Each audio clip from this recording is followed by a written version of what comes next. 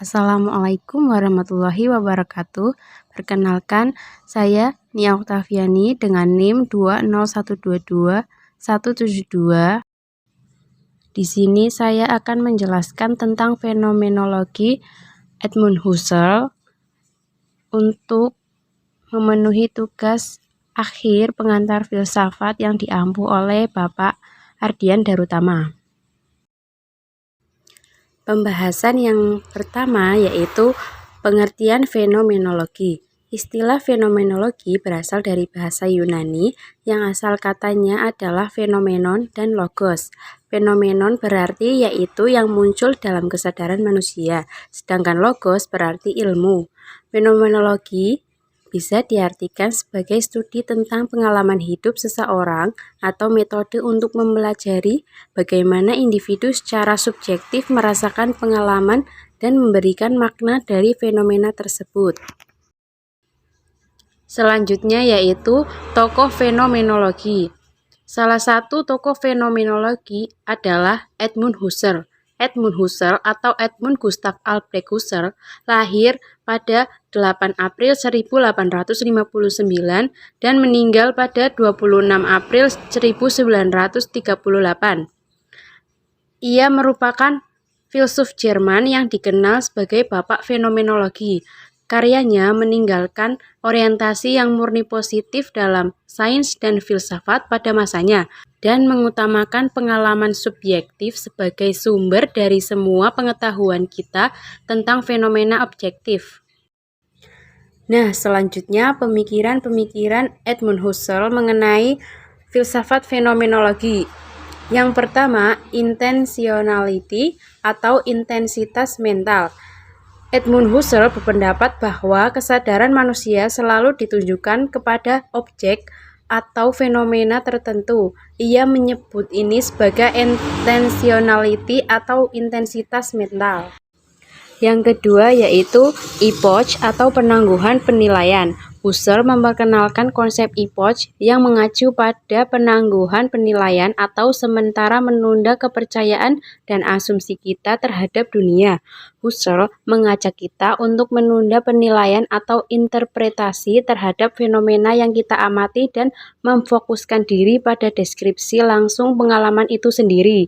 Dengan demikian, kita dapat mencapai kesadaran yang lebih murni dan objektif.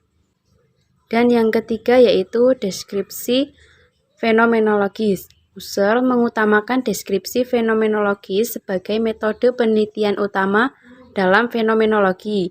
Deskripsi fenomenologis melibatkan pengamatan langsung dan penjelasan terperinci tentang pengalaman manusia tanpa mengandalkan teori atau interpretasi sebelumnya. Selanjutnya yaitu contoh dan pendapat dari pemikiran-pemikiran Edmund Husserl. Yang pertama, intentionality.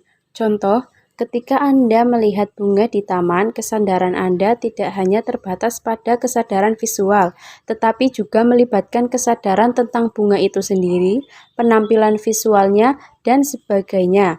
Menurut Husserl, objek-objek tersebut hanya dapat diakses melalui intensitas mental. Nah, dengan mempelajari intensitas mental, kita dapat memahami bagaimana pengetahuan dan pengalaman subjektif manusia itu bisa terbentuk.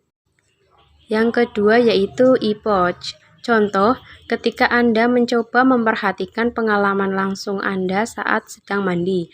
Dengan melakukan epoch, Anda menunda penilaian tentang air yang mengenai tubuh Anda, sensasi hangat atau dinginnya, dan sebagainya. Sebaliknya, Anda hanya fokus pada deskripsi langsung sensasi dan pengalaman yang terjadi. Nah, dengan itu, epoch adalah alat penting dalam fenomenologi karena memungkinkan kita untuk mempelajari pengalaman dengan cara yang lebih objektif, membebaskan diri kita dari interpretasi teoritis atau prasangka sebelumnya. Dan yang terakhir yaitu deskripsi fenomenologis. Contohnya, ketika seseorang secara rinci dan objektif mendeskripsikan pengalaman makan, deskripsi tersebut melibatkan elemen-elemen seperti sensasi rasa makanan, tekstur makanan di mulut, pengalaman kesatuan antara makanan dan orang yang makan, dan sebagainya. Husserl percaya bahwa dengan melakukan deskripsi fenomenologis yang akurat, kita dapat memahami inti pengalaman dan hakikat objek tersebut. Nah, melalui deskripsi fenomenologis, kita dapat mengungkapkan kebenaran dan esensi fenomena secara lebih objektif, serta memahami bagaimana subjektivitas manusia mempengaruhi pengalaman. Dan yang terakhir adalah kesimpulan.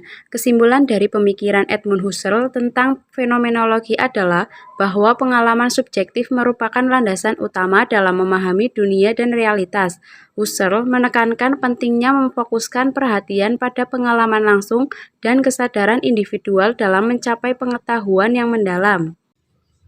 Baik, demikian yang bisa saya sampaikan. Jika ada salah kata, mohon dimaafkan. Wassalamualaikum warahmatullahi wabarakatuh.